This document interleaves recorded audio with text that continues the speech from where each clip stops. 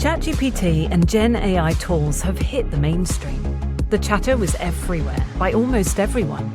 We feel the discussion has been more philosophical than practical. We know enterprise technologists are using real AI to create efficiencies that result in real business outcomes. So, we created a show to talk to real practitioners about real-world active projects that are leveraging this exciting new technical advantage. Welcome to LiveAI. We're back at it again here at LiveAI, the show that brings real-life enterprise AI use cases to the people. With me today is Chris Francosky, CIO of Spirent Communications, a leading global provider of automated test and assurance solutions. Welcome to the show, Chris. Thanks. Nice to be here. Yeah, the team was really excited about their conversation with you and thought that you'd be an amazing guest for today.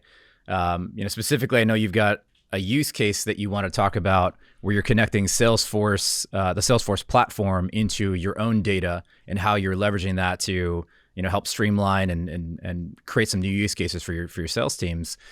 But before we get to that, I heard that you also have maybe a slightly different view on AI in general, maybe like the process that people use in the enterprise to bring AI solutions to their organizations. Yeah, I think it's important to kind of cover our journey to enable what we'll call the sales enablement solution that I'll describe in more detail here in a moment. But when a lot of these enterprise tools started coming out for generative AI, so everybody saw the consumer ChatGPT product, and then there was this clamoring within the CIO, CTO circles to get sort of the security layer in place, the enterprise grade tooling wrapped around these generative AI tools. We all kind of went to what I would call a factory default CIO setting where we fixated on these use cases that we would define, go through some sort of process where we bring in a team, either we hire new FTEs, consultants, expertise to help us build this out, go through multiple iterations of a POC, and then try to prove that this is valuable for the business. And what I found during that process, myself and the team, is just it was taking too much time. And meanwhile, we were early adopters of ChatGPT for enterprise, and we were seeing at the worker level, so not the organizational level, workers just grabbing tremendous value, those that knew how to use generative AI properly, right?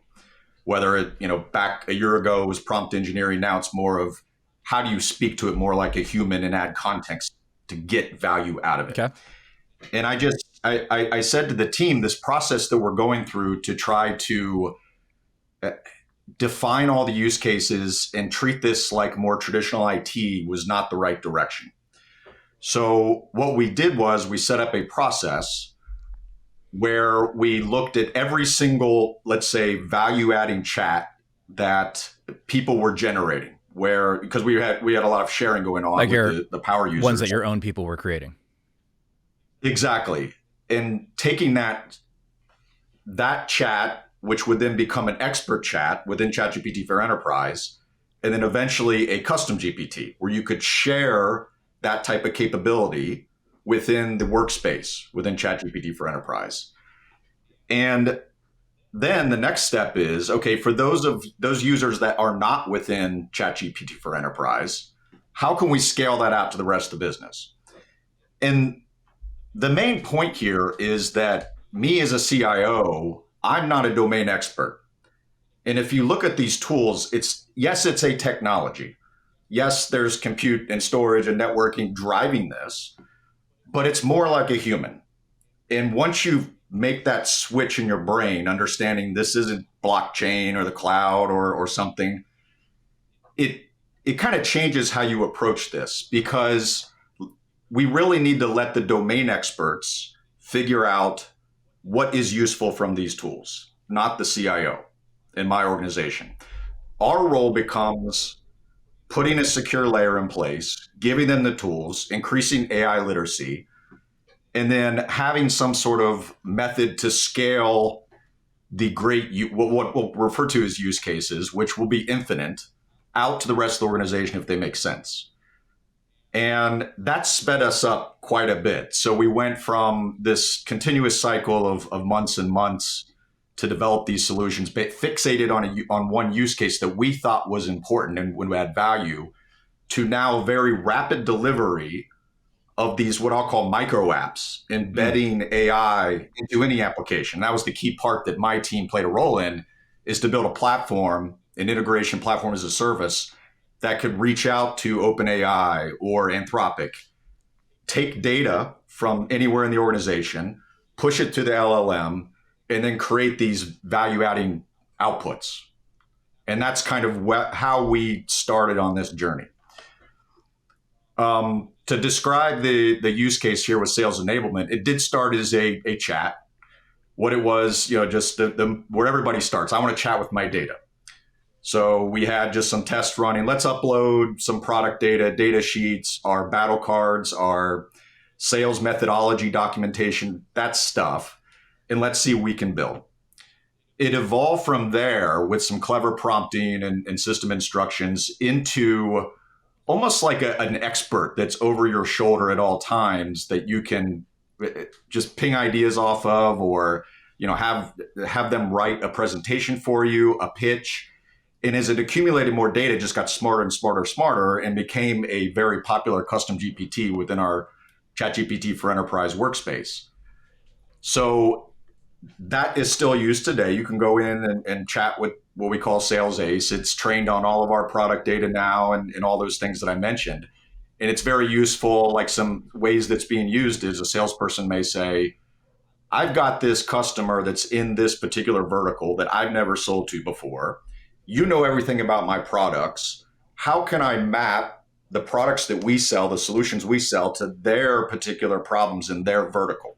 That's not something the sales rep would be able to do. Sure. Just maybe they Google their way through it. Whereas this does it instantaneously, right?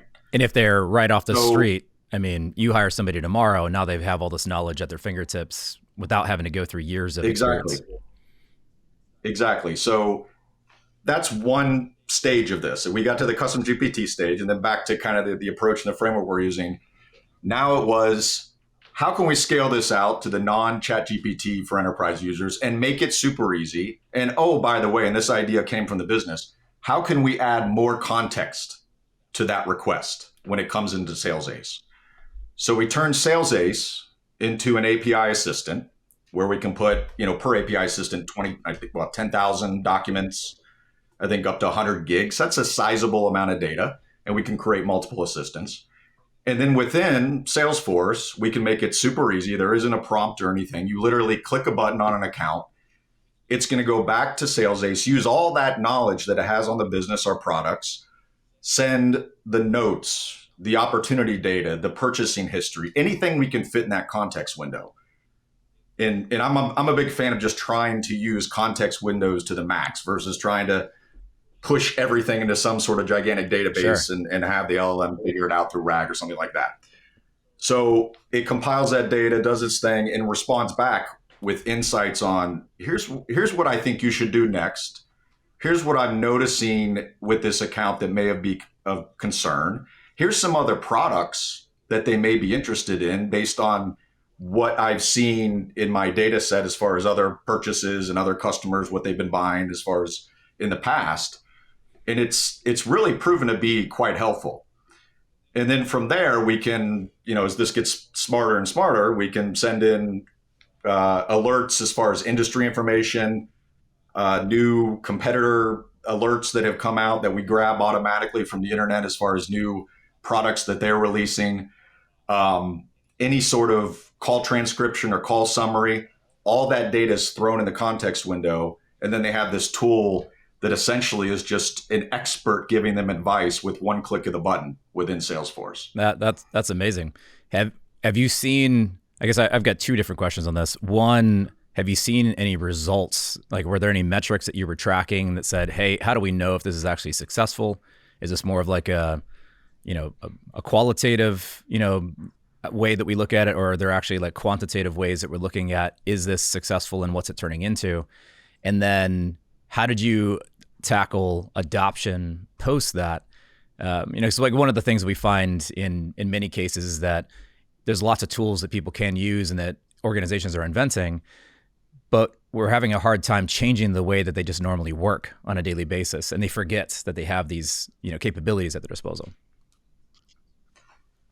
Yeah. So back to the factory setting of a CIO, I think everybody kind of looks at the metric of efficiency, right? So how much time am I saving the organization? I look at the pre-deployment time period and I say, okay, this particular set of users were spending X amount of hours per week, and then post-deployment, we subtract it to this, and then here's the savings based on the cost of that employee or the time.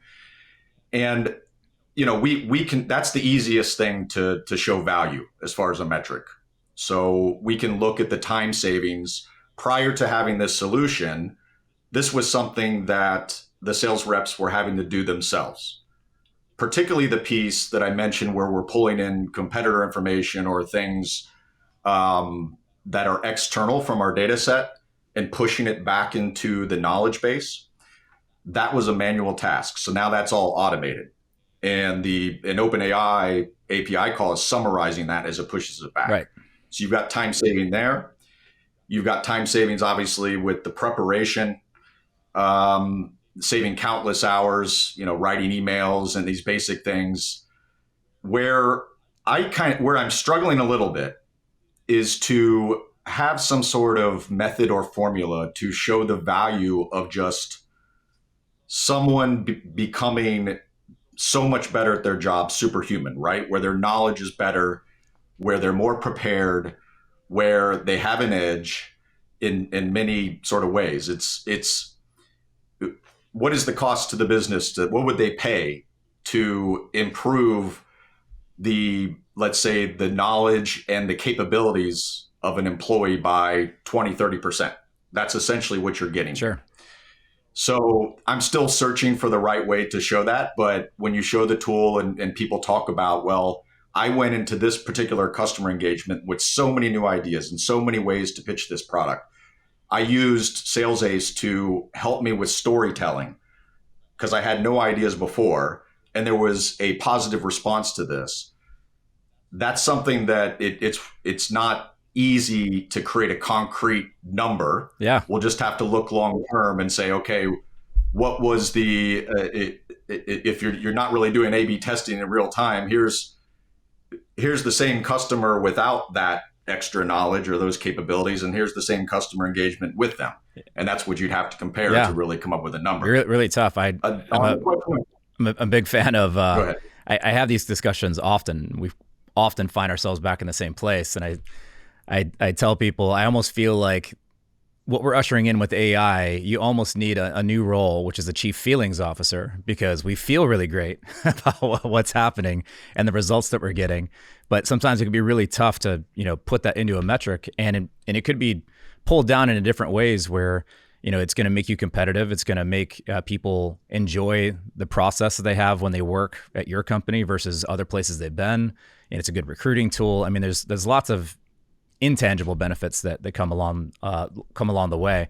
But we have seen many organizations struggle, getting back into, where the CFO and maybe like the board level comes in of, if I can't attach that then back to like, I've increased sales, average amount of revenue or gross profit per rep by X amounts over time. And we think it's because the tools are helping them scale and get more leverage out of the current staff that we have or the OpEx that we're applying towards it. It's really interesting. I think we're all navigating it together and finding the most effective ways to go tell that story. Yeah, exactly. And to your previous question about adoption, that's a very good question, because yes, there are behavioral changes that need to take place here to make these successful. We've all built, I think, as CIOs or CTOs, we built technology solutions that we thought were great, and we rolled them out, and there was tremendous value, but it was never tapped into because adoption was low. If it wasn't mandated as a solution, then what did you actually accomplish, right? So what we've done is a number of things, because if you've been in any organization, that there's this spectrum of users within particularly CRM, those that put everything into CRM as far as notes and activities and what they're doing. Then on the other end, there's someone that maybe logs in once a year just to see if their account still works or keep it from being expired. Right. So realizing that, we built these other tools that I kind of referenced to in giving some context here. One was we call it Call Magic. So everything that we're building, we're calling these little AI apps that we're building micro apps or IT micro products. One was Call Magic. So it's not your typical call summarizer, which everybody I think at this day and age should be using some sort of transcription capability and then using AI to summarize calls. There's no reason we should be taking notes unless it's a call that has to remain super confidential. So we wanted to make that super easy, but then really elevate the type of capabilities that were in that summarizer. So what happens is the new behavior that we're expecting sales reps to follow is that they're going to record the call. The transcription is done automatically. It's just generated by Teams. Press one button and we have the Call Magic does the summarization, but then it makes a subsequent call with the context of the account, similarly to the sales ace that I described, and sort of looks at the call and looks for sentiment, looks for recommended next steps, looks for any sort of coaching that it can provide based on its understanding of what a good sales call is and things to say, and gives some very interesting recommendations and actionable next steps. So it's almost like its own little mini app kind of adjacent to the sales ace capability. And then it pushes that in as an activity automatically. So it's already pushed in, it logged as an activity. So that's used as a data source for those calls back into the sales ace. So we're making it easy, reducing the friction using another AI app to get data into this, to just so you don't have this process where you're creating notes either by hand or transcribed automatically, having to create a new activity, put some sort of metadata associated with it and push it in. It's all just literally one click of the button. Yeah, that's amazing. I think you've covered a lot of ground during this call already, where I think you're onto some very exciting things. One, we have heard in some of the organizations that are the most successful, like yours, who are moving quickly, that building the platform and putting the guardrails around that, and then democratizing the development and the innovation that needs to occur around that, is where people are getting, great results. I think a previous guest of ours said that, prototyping, usually happens within a couple weeks now instead of a year. Was how we used to think about things, the way you introed this call around how CIOs would typically think about an AI use case versus platform and enablements and enabling people to come and experiment on their own. I did want to touch on a couple things that we haven't necessarily covered on the show, though, because you said some interesting things, and you probably have discovered this during your journey, which was you mentioned leveraging the context window to its max and how you're putting information in there versus maintaining massive databases. You've also mentioned how you're leveraging multiple agents of AI capabilities to go feed more context and intelligence into the other tools that you're using. And I think you're definitely on the forward edge of how the most effective organizations are thinking about that and what they're doing. I'd love to dive first into the data aspect of it, and then dig into the multi-agent aspect of it, because I think these are really pertinent topics right now for where the industry is going. So on that data side, the conclusions of how you're using the context window versus RAG architectures and stuff like that, do you have some opinions and maybe some learnings that you guys have had from your organization on, there's a dozen methods to insert data into an application that is a GPT of some type, but you've probably figured out advantages and why you've arrived to what you guys find as best practice. And I'd love to hear a little bit more about that. Well, I appreciate you saying you feel we're on the forward edge. I feel like we're just scratching the surface, if I'm looking at my long-term vision, but I appreciate that. We don't have a sizable data services team, so I had to keep this simple. What we found with some of the earlier enterprise tools that would allow you to build some sort of RAG with some method to push push data into your vector data store and then integrate it into your application and use case by use case. That was a real problem for us because we looked at a number of products, and in each case, I won't get into the details of which ones, but it just seemed like the tools that we looked at were better suited for, let's say, larger data services teams, 4 or 5 people that would be dedicated to this, to making sure that this data store is up to date and optimized. So we wanted to keep this simple, and that's why trying to stay within the limits currently, which that you can do a lot with the 10,000 file, 100 gig limit within an API assistant, using the context window of 128,000 tokens through OpenAI. The nice thing about this platform is if we want a larger context window, we could call Gemini. Now, we would be calling, say, Gemini without that knowledge base, but we could set that up there as well. It's really kind of agnostic, the platform that's calling any of these things. That's that sort of middle layer, that integration platform as a service that we have that stitches data together from the organization. We do have a data lakehouse, but what these LLMs are really good at doing, and I want to say first, I agree, everybody should get their data in order. It's a problem everywhere, but it's amazing what you can do with just gobs of unstructured data, send it to the LLM and have it make sense of it in some sort of way and get insights. Your data doesn't have to be normalized perfectly and structured perfectly. It can be somewhat dirty.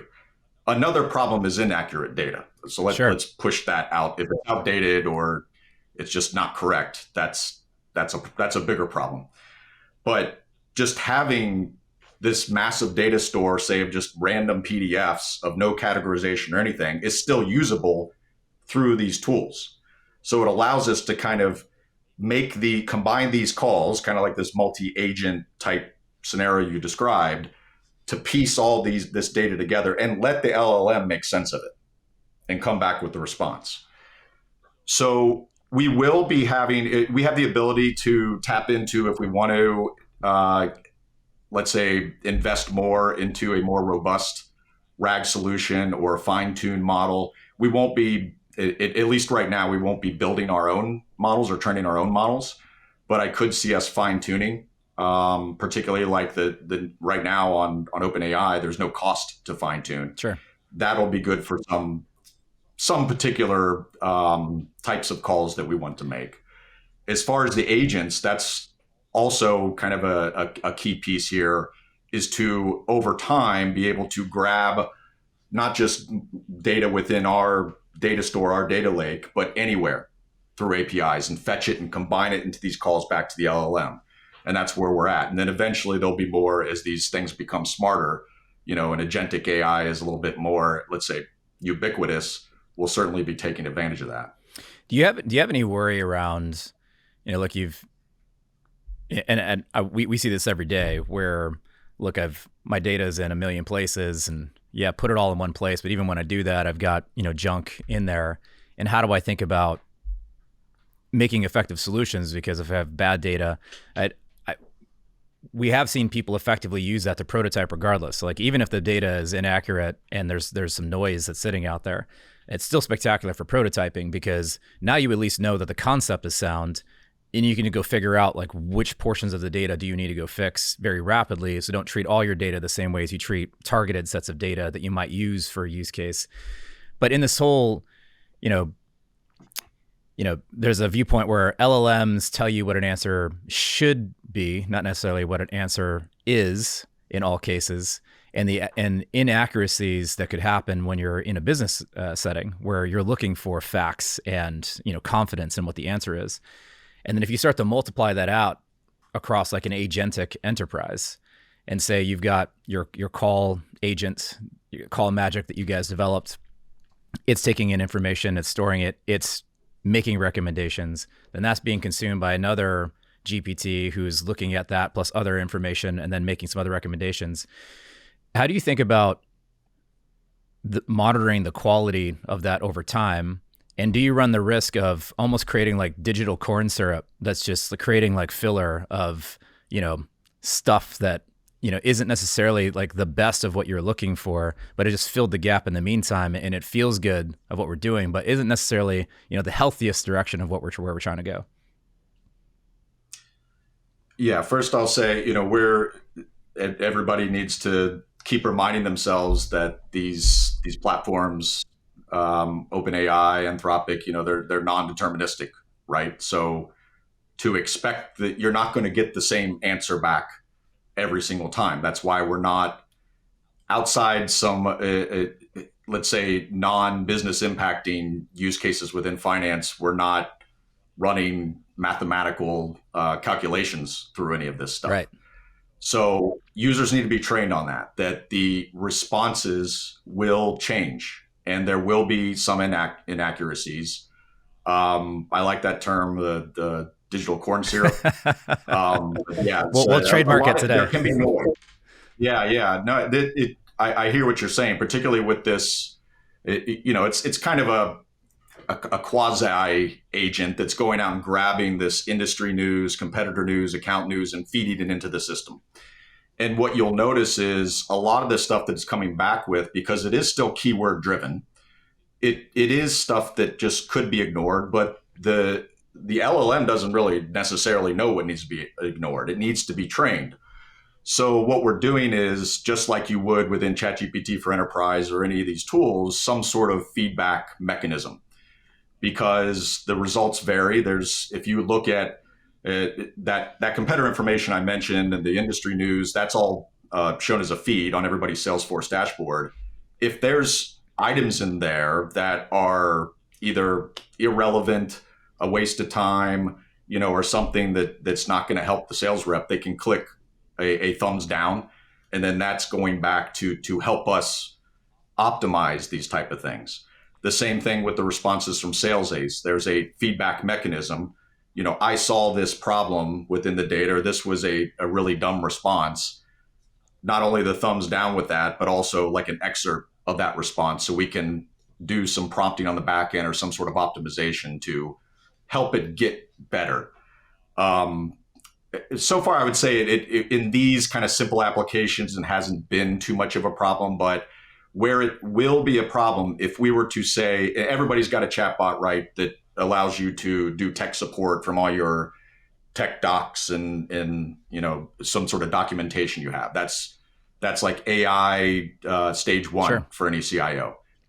And the risk there is opening up to customers and them seeing it. Right. So anything we build right now is internal with this type of framework, this platform that we have, because of that risk that, okay, yeah, we've given them a feedback mechanism, but what if they go and put in the wrong instructions in the appliance that we sold them and it deletes their entire, setup or config?